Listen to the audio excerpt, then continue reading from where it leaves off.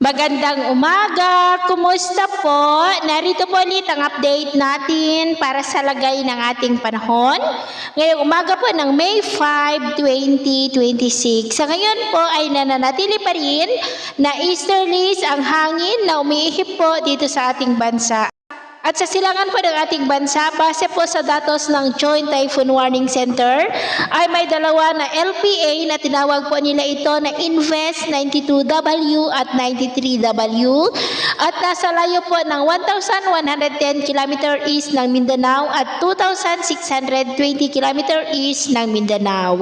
At kung titingnan po natin dito sa wind map, ang 93W ay posibleng maging bagyo between 2 to 3 days o bago mag-weekend at kikilos po yan pa west, northwestward at may posibilidad rin na papasok sa Philippine Area of Responsibility, ngunit posibleng hihina rin pagsapit sa may Philippine Sea at unti-unti na hihina hanggang sa malusaw bago pa man po makalapit sa ating kapuluan. Pero asahan pa rin natin na ang mga biglaan na mga pagbabago lalo na at nasa karagatan pa. At ito naman ay pinapakita ng forecast model na ating ginagamit hanggang po sa susunod na 2 linggo.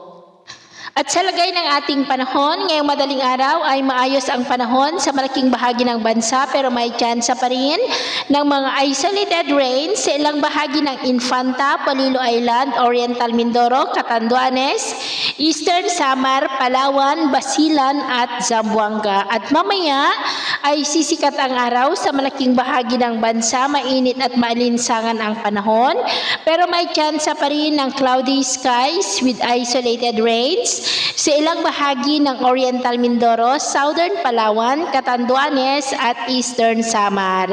At mamayang hapon, mainit at maalinsangan pa rin ang panahon sa malaking bahagi ng bansa pero may tsansa pa rin ng mga isolated rain sa ilang bahagi kaya mag-ingat pa rin tayo lalo na po sa panganib pa rin na dulot po ng mainit na panahon.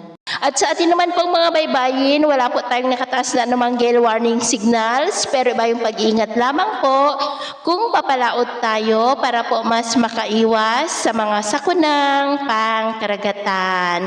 So yun po lang latest update natin sa araw na ito. At ako pa muli si James na nagsasabing sa kahit na pagsubok po na darating sa ating buhay, huwag po tayong mawawalan ng pag-asa. Thank you and God bless!